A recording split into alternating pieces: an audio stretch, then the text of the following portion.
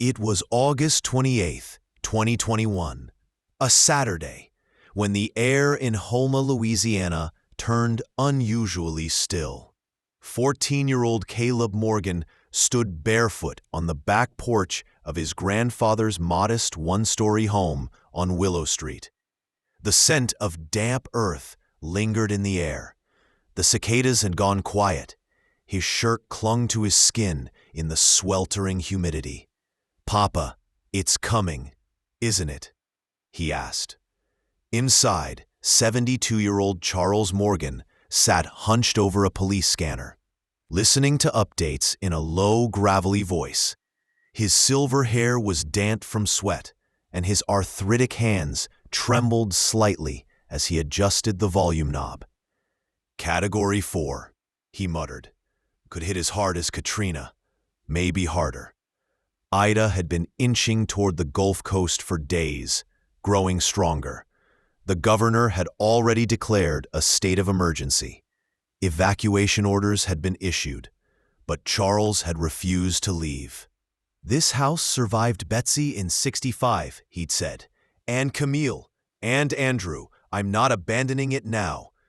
Caleb's parents had evacuated the day before, heading to Baton Rouge, but Caleb insisted on staying. "I'm not leaving you alone," he told his grandfather. Charles had looked at the boy, barely 5'4", all knobby knees and quiet stubbornness, and seen his late wife's determination in him. He'd given in.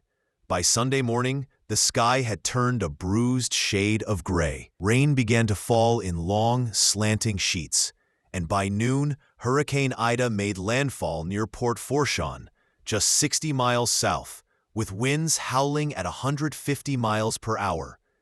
Inside the house, the power flickered, then died. The lights blinked out. Silence. Then the deep groan of the wind, rising like a train. The roof began to creak. Caleb helped his grandfather secure the windows with plywood and towels. The two of them moved into the small hallway between the kitchen and bedrooms, the safest spot in the house. They laid down a mattress. A flashlight flickered in the dark. Charles clutched his cane. Caleb clutched his courage. They waited. By nightfall, the storm's eye had passed to the west, but the back end, the part with the most rain, settled over Houma like a curse. It started with a drip. Then a splatter. Water poured through a crack in the kitchen ceiling. Then another. The roof had been torn just enough to let the rain in. "Get the towels!" Charles barked.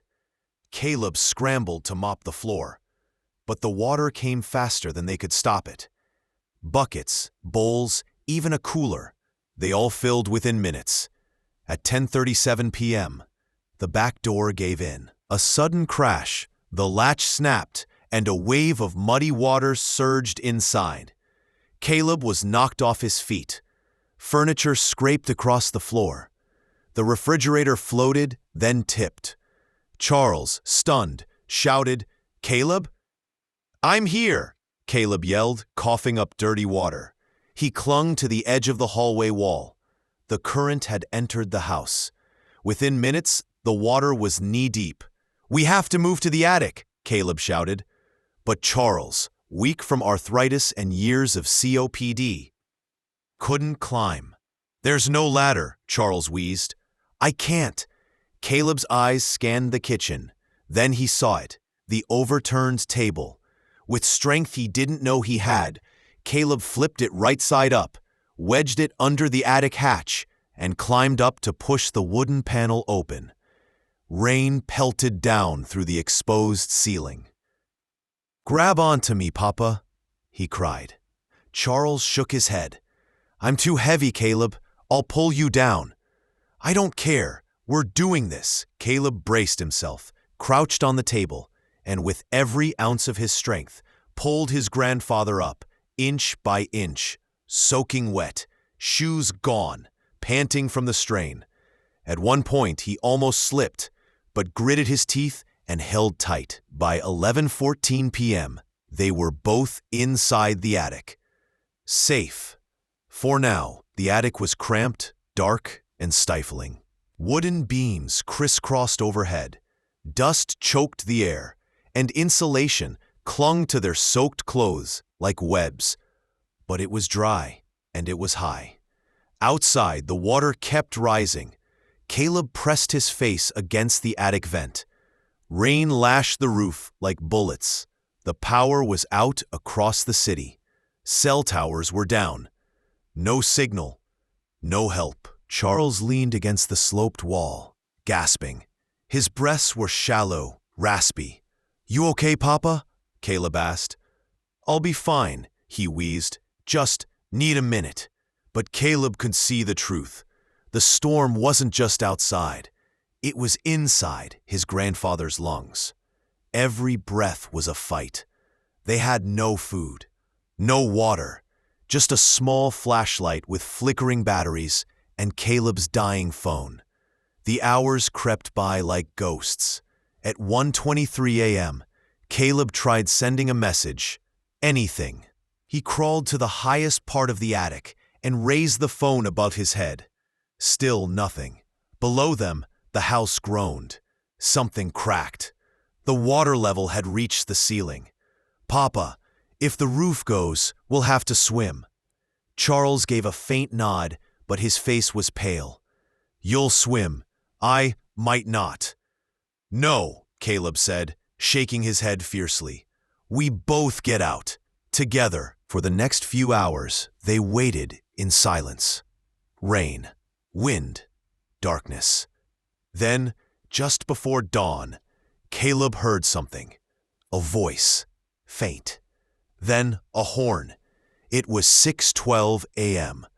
Outside, the rain had lessened. The wind had dropped. And somewhere in the distance, an airboat was moving through the flooded neighborhood. Caleb pounded on the attic wall. "Help! We're up here!" No answer. He kicked out a section of the attic vent, splintering the wood. Cold air rushed in. He waved his arms, screamed. The boat passed by once, then circled back. "Hey, you okay up there?" "We're trapped," Caleb shouted. "My grandpa's sick." Voices, then movement. A firefighter in an orange vest climbed onto what was left of their roof. "Hang tight," he yelled. "We're getting you out." Within minutes, they dropped a rope through the attic hatch. Caleb went first, legs trembling, soaked and scraped. He helped secure a harness around Charles's chest. It took 3 men to lift him. When they were finally lowered into the boat, Charles collapsed in his grandson's arms. The firefighter looked Caleb square in the eyes. "You saved him, kid." Caleb didn't answer. He just held his grandfather tighter. Charles Morgan was taken to Terrebonne General Medical Center with hypothermia and respiratory distress. He stayed 3 days. On the 4th, he asked for one thing: to see his grandson. Caleb walked in holding a styrofoam cup of hospital coffee and a plastic bag of clean clothes. "You look better," Caleb said.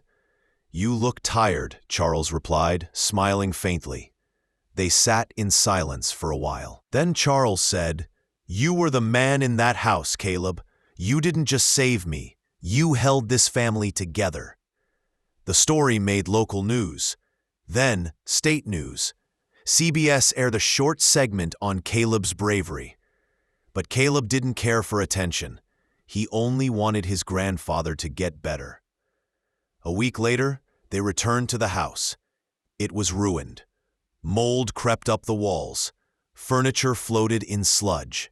The kitchen table, the same one Caleb used to lift his grandfather, was still upright, wedged under the attic hatch. Charles looked at it and whispered, "We'll rebuild."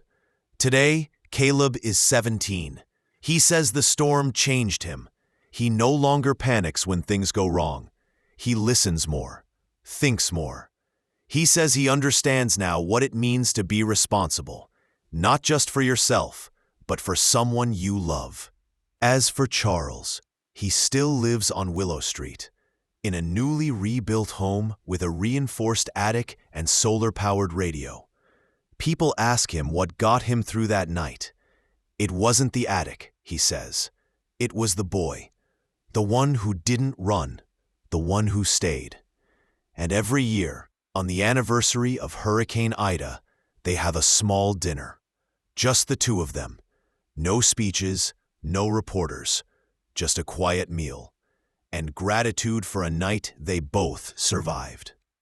Some heroes don't wear uniforms. Sometimes they're just kids, standing in floodwater, refusing to give up. If this story moved you, please like, share, and subscribe to our channel. Leave a comment below. What would you have done in Caleb's shoes? And don't forget to hit the notification bell so you never miss another story that restores your faith in humanity.